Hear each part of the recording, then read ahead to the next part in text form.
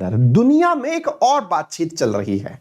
क्या बातचीत ये चल रही है कि क्यों ना रूस को स्विफ्ट से उतार दिया जाए। मजेदार बात यह है कि यह मारुति सुजुकी की स्विफ्ट नहीं है, बोले तो ये स्विफ्ट कुछ और है। क्या है वो तो आज के सेशन में सीखेंगे, लेकिन चर्चा चल रही है विशेष रूप से अमेरिका के अंदर कि रूस को स्विफ्ट से उतार दो। आप पूछेंगे यार ये है क्या, मसला क्या है और क्यों उतार दो? बोले अगर स्विफ्ट से उतार दिया ना तो जनाब रूस जो है वो घुटने के बल बैठ जाएगा। बोले ऐसा क्यों? बोले यूक्रेन के मसले पर उसने दुनिया को थका रखा है, तो इसको स्विफ्ट से उतार दो। बोले कैसे थक जाएगा बताओ तो सही, क्या कोई और भी चीज, कोई और भी देश है क्या जिसको स्विफ्ट से उतार दिया था? बोले हाँ, ईरान को उतारा था 2018 में स्विफ्ट गाड़ी से। बोले तो देखा नहीं क्या हालत हो गई उसकी, पूरा फॉरेक्स रिजर्व लगभग खाली सा हो गया। बोले अच्छा अच्छा, तो ये कोई तगड़ी चीज है फिर स्विफ्ट? बोले बिल्कुल है। तो क्या है ये स्विफ्ट, आइए बताते हैं। इकोनॉमिक्स का बहुत ही अल्टीमेट कंसेप्ट है, ध्यान से समझिएगा।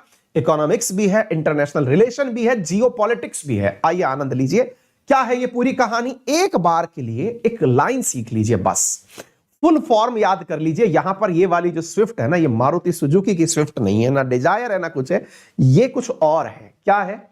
स्विफ्ट की फुल फॉर्म पढ़िए, society for world wide internet financing telecommunication. बहुत भारी है सर, एक बार फिर से देखिए। सोसाइटी बोले तो एस, स्विफ्ट के अंदर W world wide, I interbank, F financial and telecommunication. देख लीजिए, SWIFT, society for world wide interbank financial telecommunication, that is Swift. इसका मुख्यालय है बेल्जियम के अंदर। देख लीजिए, बहुत ज्यादा इंपॉर्टेंट है। अब ये क्या है, आइए हम आपको बताते हैं। आप में से किसी कलाकार ने कभी किसी बैंक में से दूसरी बैंक में पैसे ट्रांसफर किए होंगे। अब ये मत कहिएगा कि सर नहीं किए तो अनअकैडमी का सब्सक्रिप्शन लो, पैसा ट्रांसफर करके सीख तो लो कम से कम कि कैसा होता है ये सब काम। फिर भी कभी ना कभी तो कोई ना कोई ट्रांजैक्शन आपने किया होगा, जिस ट्रांजैक्शन में आपके पास एक ओटीपी नामक चीज आई होगी, वन टाइम पासवर्ड आया होगा, जिस ओटीपी को आप दबाते हैं, डालते हैं और फिर आपका ट्रांजैक्शन सक्सेसफुल कहा जाता है। कुछ किया है कभी ऐसा? मान लीजिए कि ऐसा अगर आपको करने का मौका मिले तो मैं दे देता हूं मेरा अकाउंट नंबर, उसमें ट्राई कर लीजिएगा। यह सीखने के लिए ही सही कि चलो सर सीखते हैं कि ओटीपी क्या होता है, और मुझको नहीं तो अनअकैडमी को ट्रांसफर करके देख लीजिएगा, उससे समझ में आ जाएगा कि कैसे पैसे ट्रांसफर होते हैं। हाँ, लेकिन पूरा नहीं करना है अनअकैडमी को, अंकित 10 लगा के करना है, उससे 10% पैसा बचेगा आपका, समझे? चलिए तो फिर आगे सुनिए। तो कहानी क्या है, अगर एक बैंक से दूसरे बैंक में आप ट्रांसफर पैसा कर रहे हैं या कोई भी फाइनेंशियल ट्रांजैक्शन आप करते हैं तो एक ओटीपी, वन टाइम पासवर्ड आता है। ये तो इंडिया की कहानी है, लेकिन आप सोच के देखिए कि मैं यहां पर बैठा हुआ हूं एसबीआई बैंक का क्लाइंट बनके, हैं? अब मैं भाई साहब यहां से एचएसबीसी बैंक लंदन में पैसा ट्रांसफर कर रहा हूं, या फिर सिटी बैंक अमेरिका में पैसा ट्रांसफर कर रहा हूं एसबीआई से बैठ करके कि साहब मेरा पैसा वहां ट्रांसफर हो जाना चाहिए। अब आप पूछेंगे कि सर यहां से पैसा अमेरिका ट्रांसफर करना है तो पैसा उड़ के जाएगा कि कैसे जाएगा? हमने कहा नहीं यार, उड़ के तो नहीं जाएगा। मुद्दा यह है कि इन बैंकों के बीच में आपस में समझौता हो रखा है। देखिए, इंडिया की जितनी भी बैंक हैं, ये कॉमन सेंस लगाइएगा तब जाके इस बात को समझ पाएंगे, अदरवाइज ये ऊपर से निकल जाएगी। इंडिया की जितनी भी बैंक हैं वो सब आरबीआई के माध्यम से जुड़ी हुई हैं। अच्छा, कभी आपने विचार किया है, मतलब ऐसे ही खलियार बैठे बैठे विचार करके देखिएगा, क्या कभी आपने विचार किया है कि मैं एक्सिस बैंक से पैसा एचडीएफसी बैंक में डालता हूं, मेरे पास टन, यहां पर एकदम मेरा बैंक में अकाउंट जीरो बैलेंस दिखा रहा था, मैंने दूसरी बैंक से पैसा ट्रांसफर किया, फट से इसमें लाख रुपया दिख गया, और तो और मैंने एक्सिस बैंक से लाख रुपया निकाल भी लिया। यार इतना तेजी से पैसा कैसे आया? ये तो मैसेज ही आया था बस, पैसा कैसे आ गया? और मैंने तो निकाल भी लिया, मैंने तो हार्ड कैश निकाल भी लिया। ये कैसे हुआ? ये ऐसे हुआ कि जो आपकी सेंट्रल बैंक है ना, वो सेंट्रल बैंक कहती है कि कोई बात नहीं, अगर एक्सिस बैंक में से कोई 1 लाख रुपए निकाल रहा है, एचडीएफसी के माध्यम से ट्रांसफर होकर इधर आया है, अगर ये पैसा तुम्हारे पास नहीं आया तो हमसे ले लेना। गारंटी जुड़ी हुई है बीच में, सब बैंकें आपस में एक दूसरे से कनेक्टेड हैं, क्योंकि आरबीआई ने सबको कनेक्ट कर रखा है कि ये नहीं है कि एक बैंक का पैसा दूसरे में से निकलता जा रहा है, एक बैंक खाली हो गई। नहीं नहीं नहीं, ऐसा कुछ भी नहीं है। तो बोले फिर तो इसका मतलब यह हुआ कि ये सब की सब एक कनेक्टिविटी से कनेक्टेड है। इंडिया के अंदर तो समझ में आ गया, लेकिन सर सोच के देखो कि मैं इंडिया से पैसा ट्रांसफर करता हूं, 1 सेकंड में मेरा पैसा ट्रांसफर हुआ अर्जेंटीना की बैंक में या ब्राजील की बैंक में, और मेरे घर का कोई मेंबर ब्राजील में खड़ा हुआ है, उसने खट से 10 लाख रुपए वहां से निकाल लिए। तो इन पूरी दुनिया की बैंकों का बैंक कौन है? सोचने की बात है ये। अगर आप सोचोगे तो फिर आपको पता चलेगा यार ये तो गजब बात है। मैंने अगर यहां से $1 लाख ट्रांसफर मार दिए, अमेरिका में $1 लाख कोई निकाल ले रहा है, गारंटी में कौन है बीच में? गंभीरता समझ रहे हैं आप? मुद्दा बहुत गंभीर है भाई। पैसा किस तरह से मांगोगे एक दूसरे से? अगर मान लीजिए सिटी बैंक वाले एसबीआई से मांगने आए कि भाई मैंने तो वहां पे पैसे निकाल के दे दिए, मुझे पैसे दे दो, और इधर की तरफ एसबीआई कह दे कौन सिटी बैंक, चल यहां से, कुछ नहीं दे रहे। किसने कहा? किसी ने फर्जी गेम खेल दिया आपके साथ। तो गारंटी जैसी कोई चीज होनी चाहिए ना, होती है।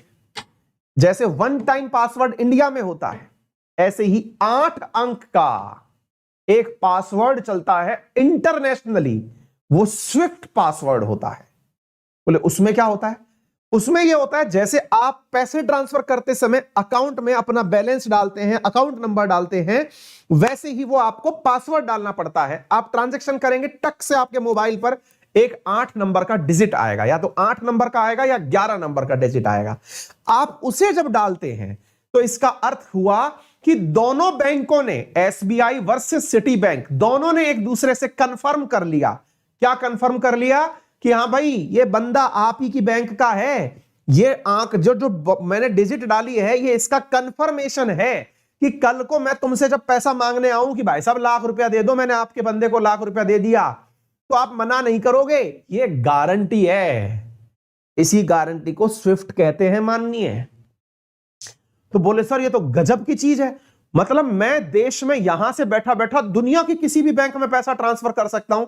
मैंने कहा बिल्कुल कर सकते हो, प्रोवाइडेड आपकी जेब में पैसा हो, या फिर दूसरे बैंक से बैठा कोई बंदा मेरे यहां ट्रांसफर कर सकता है, प्रोवाइडेड उसकी जेब में पैसा हो। बोले ये तो बहुत शानदार चीज है, इसमें गारंटी भी जुड़ी हुई है। मैंने कहा यार ये एक दिन में नहीं जुड़ी, सोच के देखो 200 देशों ने, खुद यूएन में 193 देश रजिस्टर्ड है, उसके बावजूद भी कुछ छोटे मोटे देश, अपने जो नित्यानंद का कैलासा टाइप के देश भी शायद होंगे इसमें।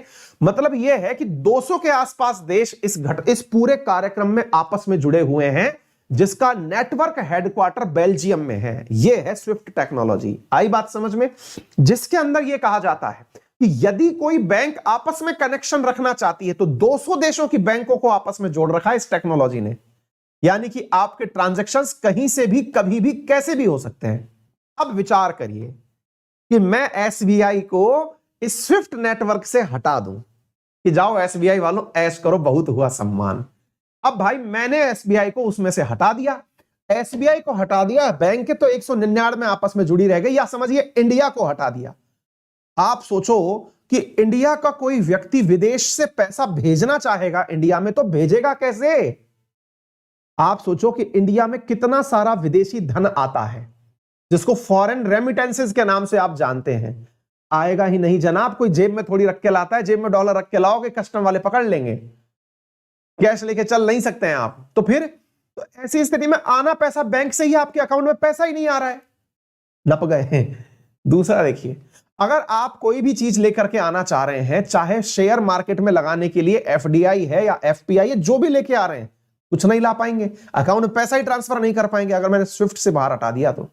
आपको पता है ईरान के साथ किया था ऐसा, 2018 में ट्रंप के दबाव में ईरान को स्विफ्ट से हटा दिया। बेचारे अपनी करेंसी बदल के टोमान रखने पर मजबूर हो गए थे, याद है? हालत इतनी खराब हो गई कि पैसा आ ही नहीं रहा विदेश से। अब सोचो, ईरान तेल बेचने के लिए आ रहा है, अच्छा कॉमन सेंस लगाओ, ईरान अपना तेल लेके इंडिया बेचने आ रहा है, इंडिया आ तो गया, लेकिन इंडिया वाले अपना पैसा ईरान को दे ही नहीं पा रहे। फिर आप कहेंगे सर जहाज में रख के भेज दो ना, क्या बुराई है? बुराई तो नहीं है महाराज, लेकिन विचार करो, एक जहाज तो पैसे लेके आ रहा है, एक जहाज तेल लेके जा रहा है, मतलब पैसा उड़ उड़ के जा रहा है ना। टेक्निकली 200 देशों के साथ कैसे ट्रांजैक्शन करोगे? इतनी बड़ी आबादी को कैसे मैनेज करोगे? आपका हर देश के साथ व्यापार है, पैसा लेके कैसे, मतलब रोकड़ा रोकड़ा खेलोगे क्या? आपको तो वैसे ही सैंक्शन लगा रखा है, ट्रेड सैंक्शन लगा रखा है। अब आई बात की गंभीरता समझ में। मतलब यह है कि पैसे का ट्रांसफर ही नहीं हो पाएगा, आप माल बेच भी सकेंगे तो करेंगे क्या?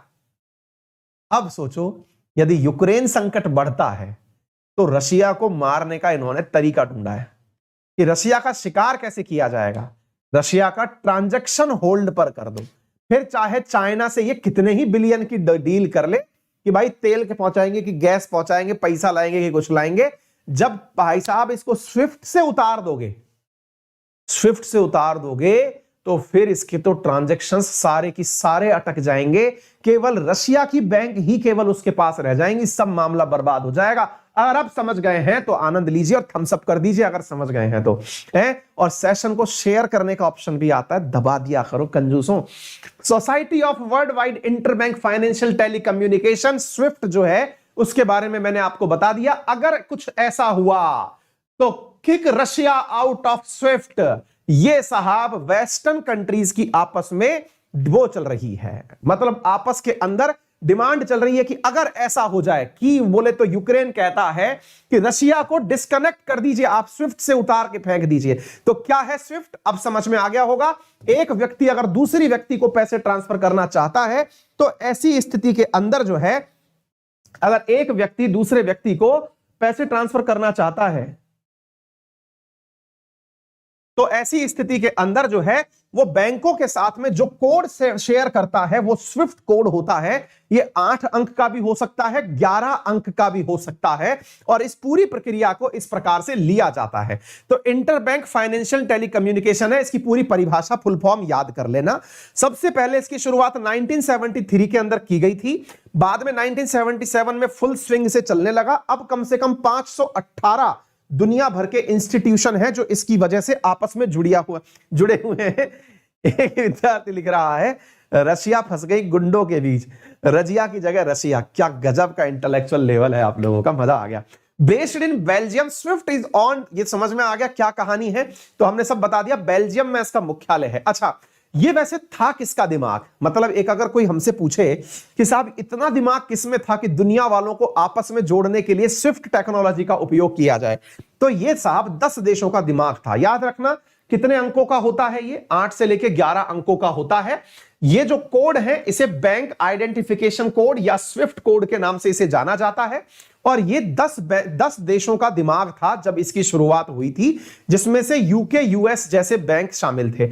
उससे पहले यूके यूएस के बैंक शामिल थे, मैं बताऊंगा उन्हें G10 के नाम से जानते हैं। आपको मालूम होना चाहिए कि स्विफ्ट से पहले टेलटेक्स नाम से एक सिस्टम हुआ करता था जिसके माध्यम से ये सारी जानकारियां एक दूसरे से क्रॉस चेक की जाती थी। आपके दिमाग में एक प्रश्न और बन सकता है, ईरान की कहानी मैंने बता ही दी कि किस प्रकार से हालत खराब हुई थी। शुरुआत करने वाले G10 देश हुआ करते थे जिन्होंने इस क्रियाकलाप को शुरू किया था, जिसमें Belgium, Canada, France, Germany, Italy, Japan, Netherland, United Kingdom, United State, Switzerland, Sweden और यूरोपियन सेंट्रल बैंक शामिल थी। बाद में फिर इसके अंदर इंडिया जैसे देश शामिल हुए, India, Australia, Russia, south Korea. अब इस रशिया को ही उतारने की बात हो रही है। ये बिल्कुल वैसे है जैसे जब यूक्रेन के अंदर क्रीमिया पर कब्जा करने रशिया गया था तो उसको G8 से उतार के G7 में भेज दिया था। वैसे ही यदि आगे का काम चलता है तो रशिया को स्विफ्ट से उतार दिया जाएगा, तो विचार करिए कि रशिया के हालात क्या होंगे। समझ में आ रहा हो तो अगेन कहूंगा शेयर कर दो, शेयर कर दो। और हाँ, एक बात बता, रेफरल कोड अंकित 10 यूज कर सकते हैं। आज शाम को 7 बजे मेरा एसएससी का बैच है, अगर आप चाहें तो उसमें पढ़ सकते हैं। रेफरल कोड अंकित 10 लगाएं। यदि यूपीएससी कैटेगरी में कोर्स लेना चाहते हैं तो 4500 रुपीज का प्लस कॉम्बो पर ऑफ चल रहा है 16 तारीख तक, और यदि आप केवल प्लस कोर्स लेना चाहते हैं तो 2500 रुपए का ऑफ चल रहा है। यदि आप आइकॉनिक लेना चाहते हैं तो 22% का फ्लैट कॉम्बो पर ऑफ चल रहा है और 10% का एडुकेटर ऑफ चल रहा है। यानी आइकॉनिक का कॉम्बो जिसमें प्रीलिम्स, मेंस, ऑप्शनल तीनों चीजें 76,000 में आपको मिल रही हैं। आइकॉनिक का मतलब क्या होता है, जिसमें आपको पर्सनल गाइड अलग से मिलता है, प्रॉपर मेंस की टेस्ट प्लानिंग मिलती है, स्टडी प्लानर होता है, ओपन हाउस एडुकेटर मिलता है। यदि आप लोग अनअकैडमी के साथ जुड़कर पढ़ना चाहते हैं तो लोन फैसिलिटीज भी उपलब्ध हैं, जिसमें कि 0% इंटरेस्ट रेट के साथ में आप लोगों को कोर्स उपलब्ध करवाए जाते हैं। फिलहाल के लिए इतना ही। अपना ख्याल रखें, बड़ों का सम्मान करें, छोटों को प्यार दें, अपना व्यक्तित्व इस प्रकार से विकसित करें कि महिलाएं आपके साथ सुरक्षित महसूस करें। धन्यवाद।